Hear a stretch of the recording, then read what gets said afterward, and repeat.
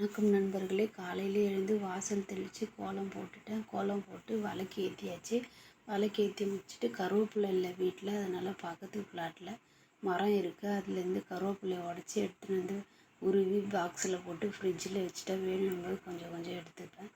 Washing மிஷினில் துணி போட்டாச்சு. போட்டு முடிச்சுட்டு அதுக்கப்புறமா நெய் ரெடி பண்ணுறதுக்காக ரொம்ப நாளாக பால் எடுத்து வச்சுருந்தேன். அதை எடுத்து மிக்சியில் போட்டு அரைச்சி நெய் காய்ச்சி ரெடி பண்ணிவிட்டேன். பொங்கலுக்கு யூஸ் ஆகும்னுட்டு இந்த வேலையெல்லாம் முடிச்சுட்டு மத்தியானம் லஞ்சு ரெடி பண்ணிக்கலாம். லஞ்சுக்கு உருண்டை குழம்பு தான் வச்சேன். உருண்டை குழம்பு வச்சுட்டு அதுக்கப்புறம் மணி 3:30 ஆகிடுச்சி.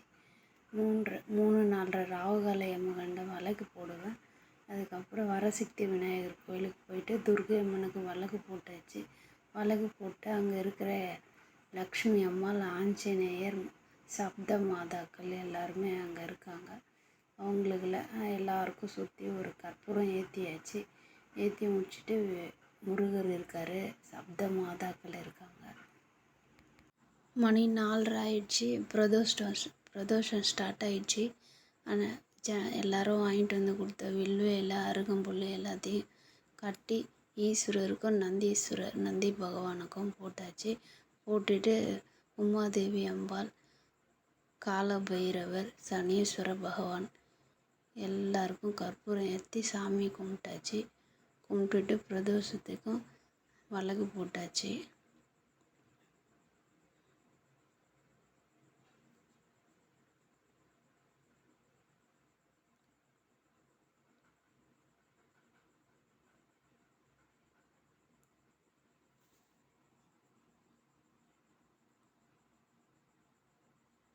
ஈஸ்வரருக்கு அபிஷேகம் முடிஞ்சு ஆரத்தி காட்டி அலங்காரம்லாம் பண்ணி முடிச்சிட்டாங்க.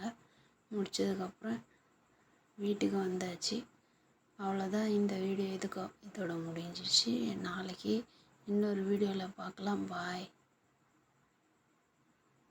இந்த வீடியோ உங்களுக்கு பிடிச்சிருந்ததுன்னா சப்ஸ்கிரைப் பண்ணுங்கள், லைக் பண்ணுங்கள், கமெண்ட் பண்ணுங்கள், ஷேர் பண்ணுங்கள். பாய்.